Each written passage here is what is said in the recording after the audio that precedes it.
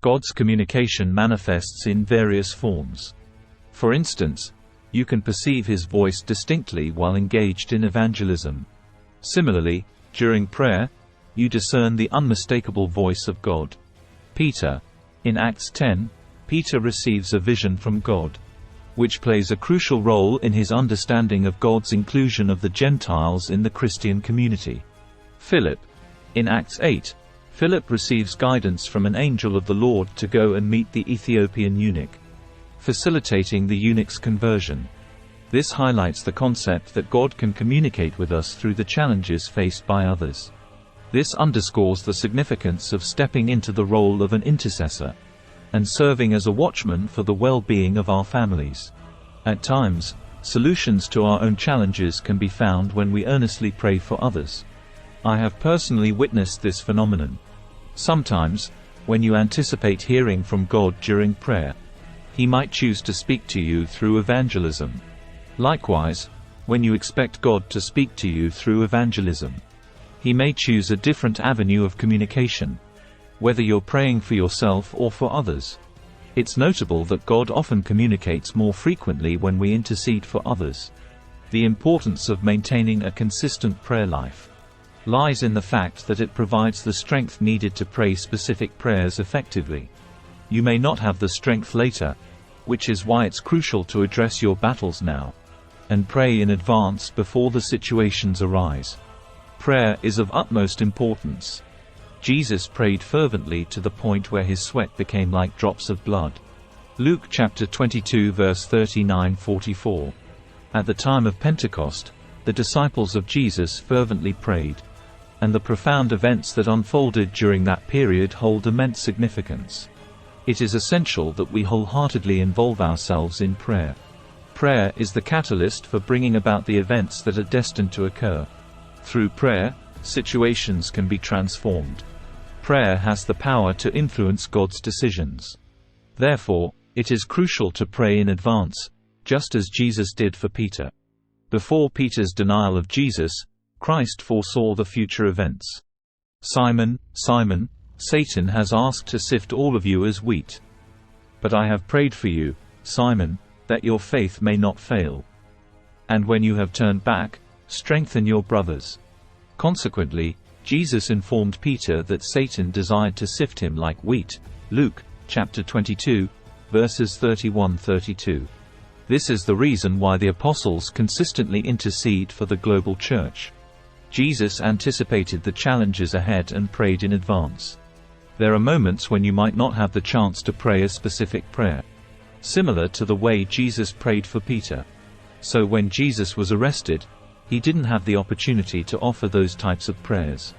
These prayers aren't just superficial. They demand time and fervency to move such a formidable obstacle out of the path. This is why Peter was the one seeking answers. Jesus approached God to inquire about who would betray him, and God revealed it would be Judas Iscariot. However, Satan would also attempt to deceive Peter. Yet, Jesus prayed for Peter, displaying compassion towards him. This is a reminder against boasting. Recall how Peter confidently declared he would not deny Jesus, but Jesus already foresaw Peter's denial. Among Jesus's disciples, there were 3 particularly close ones who always accompanied him. This serves as a lesson on why boasting should be avoided. Recall how Peter initially boasted about not denying Jesus. Now, observe what transpires. The mother of James and John, the wife of Zebedee, approached Jesus. Then the mother of Zebedee's sons came to Jesus with her sons and, kneeling down, asked a favor of him. "What is it you want?" he asked. She said, "Grant that one of these 2 sons of mine may sit at your right and the other at your left in your kingdom." Matthew chapter 20 verse 20-21. Jesus responded to the woman, saying, "Woman, you do not realize what you are asking for." Jesus asked, "Are your sons capable of partaking in the cup I drink from and being baptized with the same baptism that I undergo?" The woman confidently replied, "Yes, they are able." This is why Jesus took his 3 disciples to where he prayed, to demonstrate that the cup was primarily for him. That was the very reason for his arrival. when Peter drew his sword to cut off the ear of the chief priest's servant. Jesus said, "Should I not drink the cup my Father has given me?"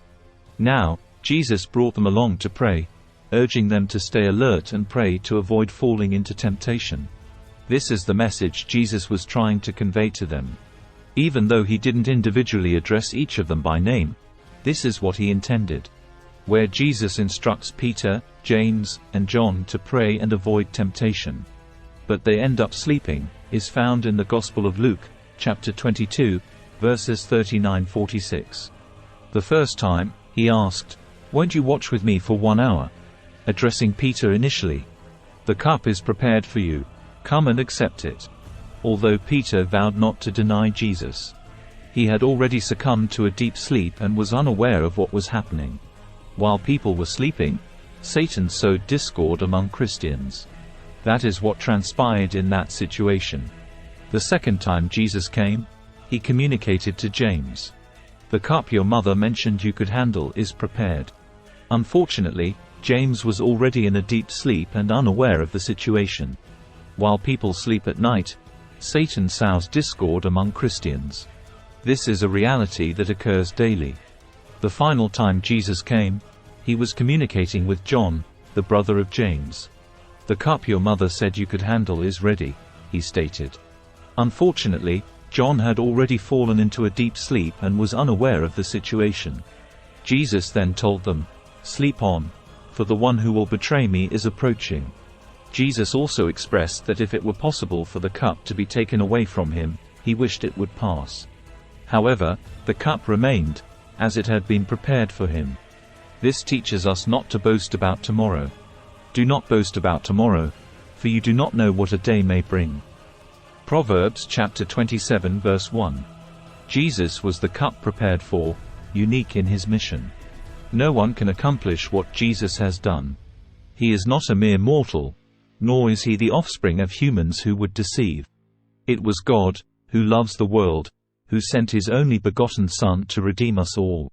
All you have to do is acknowledge him as your Lord and personal Savior, and have faith in your heart that God has raised him from the dead. By doing so, you will be saved.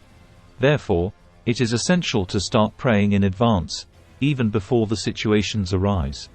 Thank you for watching, and please remember to subscribe for more engaging comparison videos like this.